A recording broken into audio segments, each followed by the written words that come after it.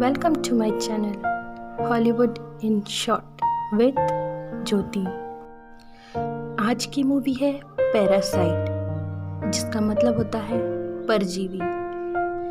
एक ऐसा जीव जो जिंदा रहने के लिए दूसरे पर निर्भर है।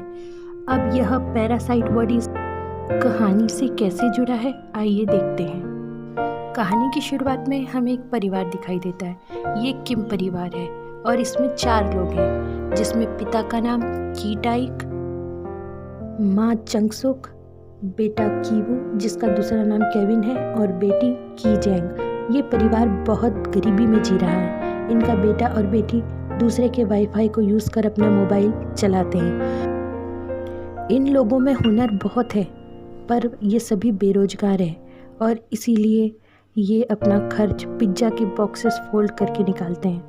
इनका घर एक हाफ बेसमेंट के पास होता है और वे किसी तरह वहाँ गुजारा कर रहे होते हैं। ये जिस एरिया में रहते हैं वहाँ किसी भी प्रकार की कोई सुविधा नहीं होती है, लेकिन फिर भी ये सभी साथ में बहुत खुश रहते हैं। एक दिन केविन का दोस्त उससे मिलने आता है। वह अपने साथ एक बॉक्स भी लेकर आता है। वह इस शहर को छोड़ के जा रहा था, इसीलिए वह अपने दोस्त केविन के लिए एक तोहफा लेकर आता है और वह तोहफे में उसे एक पत्थर देता है।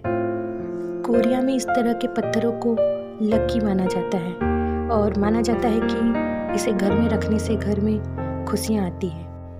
केविन का दोस्त उसे एक नौकरी के बारे में भी बताता है। वो कहता है कि अगर केविन चाहे तो एक अमीर घर की लड़की दहाई को ट्यूशन पढ़ा सकता है।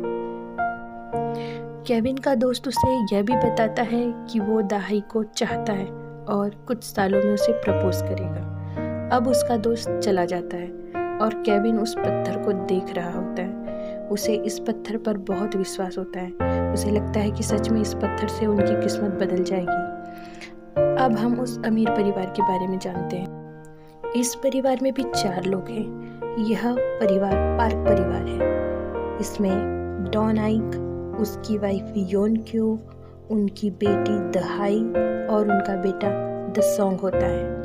केविन को इस परिवार में जाकर दहाई को इंग्लिश की ट्यूशन देनी है। वो इस जॉब को पाने के लिए अपनी बहन की जेंग से नकली सर्टिफिकेट बनवा लेता है और दहाई का टीचर बन जाता है।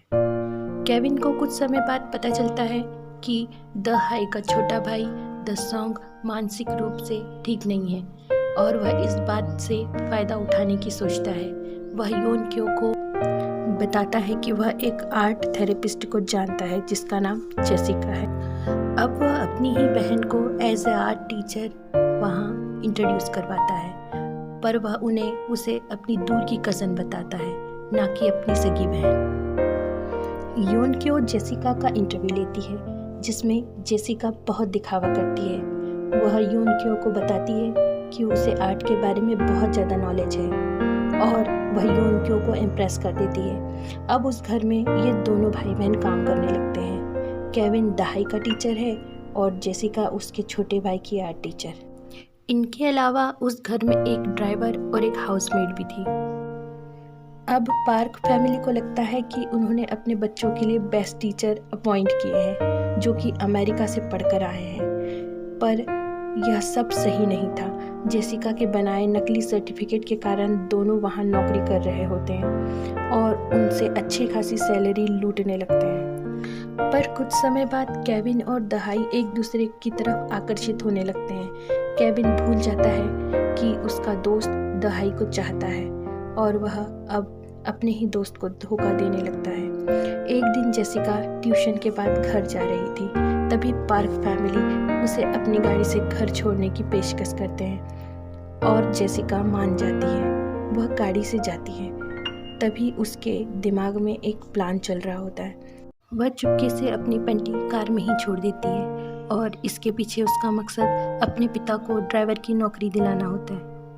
अगले दिन डॉन आइक को वही पेंटी कार में मिलती है। वो इस बारे में अपनी पत्नी से बात करता है और उन्हें लगता है कि उनका ड्राइवर एक गंदे किस्म का इंसान है, जो उनकी गाड़ी का इस्तेमाल गलत कामों में कर रहा है। इसके बाद वे ड्राइवर को नौकरी से निकाल देते हैं। जेसिका का प्लान कामयाब हो जाता है। अब वह योन क्यो को अपने पिता के एक दोस्त, जो कि ड्राइवर है सजेस्ट करती है, पर ये दोस्त कोई और नहीं बल्कि उसके खुद के पिता होते हैं। उन्हें गाड़ी चलानी भी नहीं आती थी, पर केविन उन्हें शोरूम में ले जाकर कारों के बारे में बताता है कि किस तरह नई गाड़ी के सिस्टम होते हैं और उन्हें कैसे चलाते हैं। केविन के पिता जल्दी ही सीख जाते हैं। अब केविन के पिता की टाइक भी पार्क फैमिली में ड्राइवर के तौर पर काम करने लगते हैं। अब ये तीनों अपनी माँ को भी यहाँ लाना चाहते हैं और अब इनके निशाने पर घर की हाउसमेड होती है। ये हाउसमेड वहाँ बहुत लंबे समय से काम कर रही थी। ये सभी उसे नौकरी से निकलवाने की योजना बनाते हैं। उन्हें पता चलता है कि हाउसमेड को पीचेस के कवर से एलर्जी है और इससे उसे बहुत खांसी होने लगती है। वे इस बात का फ़ायदा उठाते हैं। अब उन्हें जब भी मौका मिलता वे उस हाउसमेड पर पीचेस की स्किन का पाउडर डाल देते हैं और मेड खांसने लगती है और इसके इलाज के लिए वो एक डॉक्टर के पास जाती है। उसी समय केविन के पिता की टाइक हॉस्पिटल में जाकर ऐसी सेल्फी लेते हैं जिसमें वो हाउसमेड मून वोंग नजर आए। फिर वही फोटो की टाइक योन क्यो को दिखाता है और कहता है कि मून वोंग उस हॉस्पिटल में टीबी का इलाज करवाने गई थी और अगर टीबी का मरीज घर में रहे तो बच्चों के लिए यह ठीक नहीं है। और जब योन क्यों घर आती है तब वो देखती है कि हाउसमेड मून वोंग खांस रही है और खांसने के बाद वह टिश्यू डस्टबिन में डाल रही है। तभी की टाइक डस्टबिन में जाकर उसी टिश्यू पेपर को बाहर निकालते हैं, पर बाहर निकालने से पहले वे उसमें चुपके से सॉस गिरा देते हैं जिससे कि लाल रंग टिश्यू पर दिखाई देता है और यह देखकर योन क्यो को यकीन हो जाता है कि उनकी हाउसमेट को टीबी है और फिर वो उसे नौकरी से निकाल देती है। घर में हाउसमेट के ना होने की वजह से योन क्यो को घर का सारा काम करना पड़ता है। अब जेसिका और केविन की माँ चंगसुक को हाउसमेट के तौर पर पार्क फैमिली में एंट्री मिल जाती है।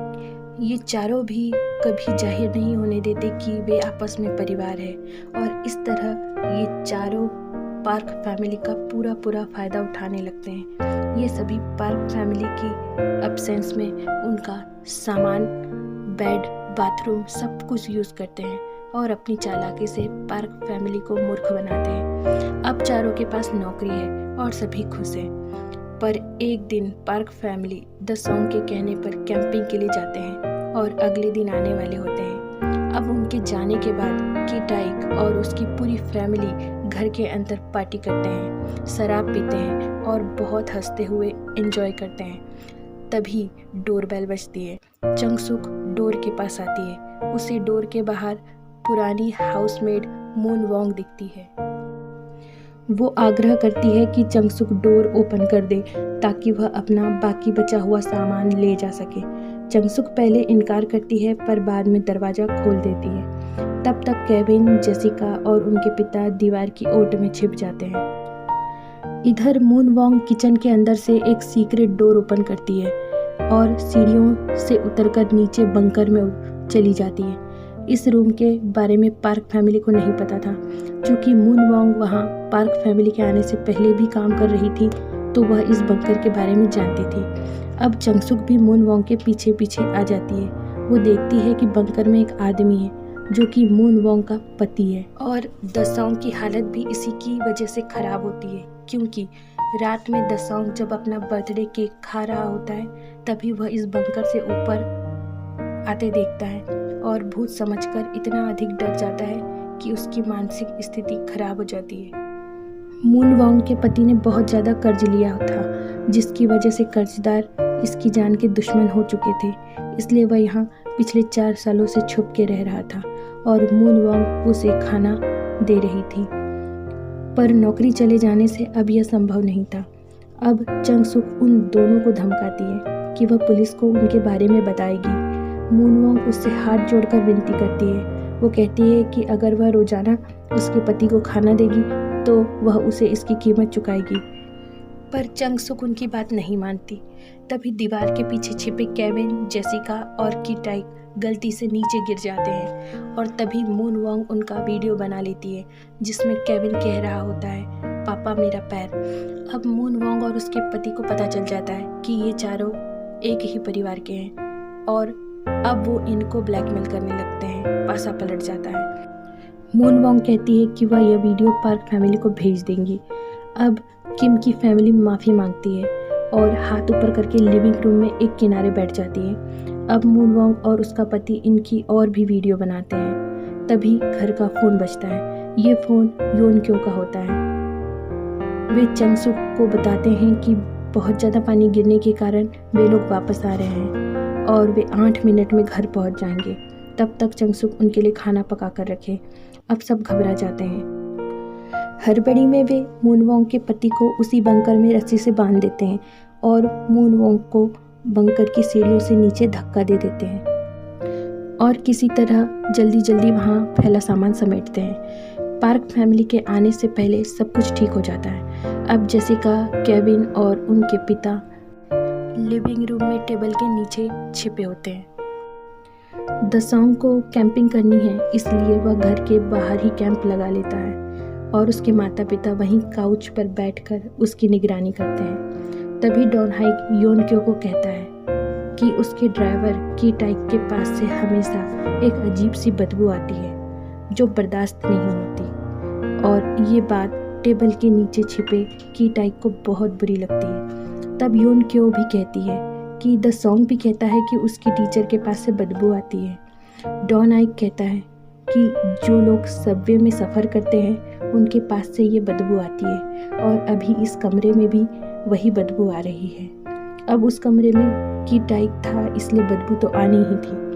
फिर किसी तरह ये तीनों वहाँ से निकलते हैं और अपने घर पहुँचते हैं, पर बहुत अधिक बारिश की वजह से उनका घर पानी से भर गया था और किसी गटर की तरह दिखने लगा था।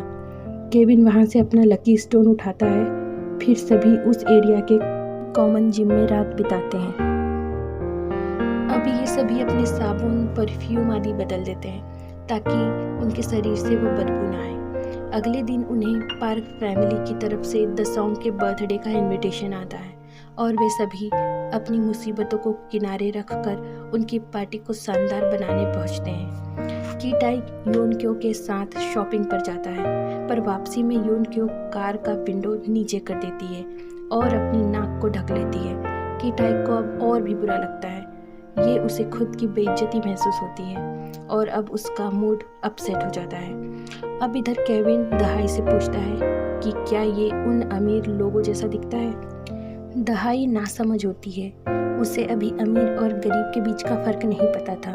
वह कहती है कि हाँ, वह उन लोगों जैसा दिखता है, पर केविन जानता है कि दहाई से उसका शादी का सपना कभी पूरा नहीं होगा। इधर द सॉन्ग के पिता डॉन आइक एक ड्रामा करने का प्लान करते हैं जिससे कि द सॉन्ग खुश हो जाए। वे की टाइक के साथ एक कॉस्ट्यूम पहनते हैं और उनका प्लान होता है कि जेसिका जब केक लेकर आएगी तब हम उस पर अटैक करेंगे। तब द सॉन्ग को बहुत मज़ा आएगा, पर की टाइक का मूड खराब होता है। उसे इन सब में कोई मज़ा नहीं आ रहा होता है। तब डॉन आइक उससे कहता है कि उसे इसके एक्स्ट्रा पैसे मिल रहे हैं, उससे मुफ्त में काम नहीं करवाया जा रहा है, इसलिए वह उसे चुपचाप फॉलो करे। अब केविन इधर इस डर में था कि बंकर से कभी भी वह लोग बाहर आ सकते हैं और उनका पर्दाफाश कर सकते हैं। इस मुसीबत से बचने के लिए केविन वही लकी स्टोन लेकर सीक्रेट रूम की सीढ़ी उतरता है, पर पत्थर उसके हाथ से छूट जाता है। वो देखता है कि मून वोंग वहीं सीढ़ियों के पास पड़ी है। सिर पर चोट की वजह से वो मर चुकी है। तभी उसका पति केविन पर झपटता है। केविन जल्दी से सीढ़ी चढ़कर किचन में आता है, पर तभी कई सालों से बंकर में पल रहे उस परजीवी आदमी का गुस्सा केविन झेल नहीं पाता और वह आदमी उसी पत्थर से केविन पर हमला करके उसे घायल कर देता है। अब फर्श पे केविन का खून पड़ा हुआ होता है और वह आदमी चाकू लेकर के बाहर लॉन में निकलता है जहां बर्थडे की पार्टी चल रही होती है।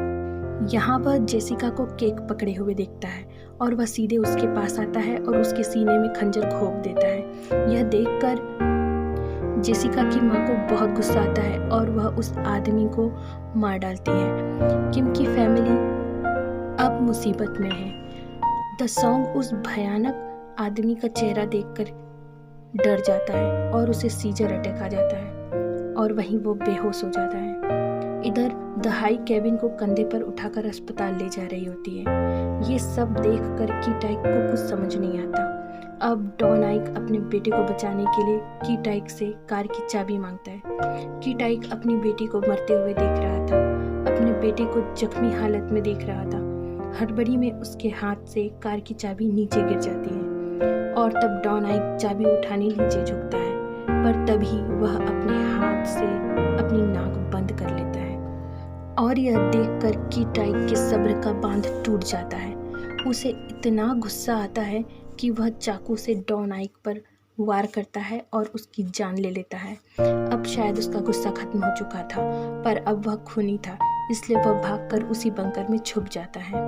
पुलिस जब आती है तो उन्हें कीट आइक नहीं मिलता। इस घटना में 3 लोगों की जान चली जाती है और केविन भी अपनी ज़िंदगी से लड़ रहा होता है और उसकी जान तो बच जाती है, पर वह मानसिक रूप से अनस्टेबल हो जाता है।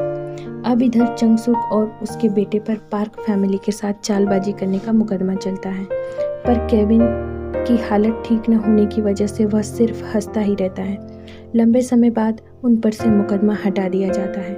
योन क्यो, दहाई और द सॉन्ग वह घर बेचकर दूसरी जगह चले गए हैं। केविन को दूरबीन से उस मकान को देखना अच्छा लगता है। उसे लगता है कि उसके पिता अभी भी उसी सीक्रेट रूम में हैं, जो लाइट को ऑन ऑफ करके सिग्नल भेज रहे हैं। वो अपने पिता को एक चिट्ठी भी लिखता है और केविन को लगता है कि उसने बहुत पैसा कमा लिया है और वही मकान खरीद लिया है। अब उसके पिता बंकर से बाहर आएंगे, पर यह सब सिर्फ सपना होता है। वह यह मकान कभी नहीं खरीद पाता और ये कहानी यहीं ख़त्म हो जाती है। अब बात करें तो इस कहानी में सभी पैरासाइट थे जो एक दूसरे पर निर्भर थे। जैसे पार्क फैमिली काम के लिए किम की फैमिली पर निर्भर थी। किम की फैमिली अपनी ज़रूरतों को पार्क फैमिली के घर से पूरा कर रही थी और मून वोंग और उसका पति भी कई सालों से पार्क फैमिली का फ़ायदा उठा रहा था। इस तरह यह मूवी सोशल इनइक्वालिटी पर बेस्ड एक बेस्ट मूवी है, जहां अमीरी और गरीबी के बीच के फ़र्क को बखूबी फिल्माया गया है। इस मूवी को ऑस्कर अवार्ड से नवाजा गया है और ये मूवी बहुत अच्छी है, आप ज़रूर देखिए दोस्तों। अगर आपको ये वीडियो पसंद आया हो तो आप इसे लाइक करें, शेयर करें और सब्सक्राइब करना ना भूलें। Thank you for watching Hollywood in short with Jyoti.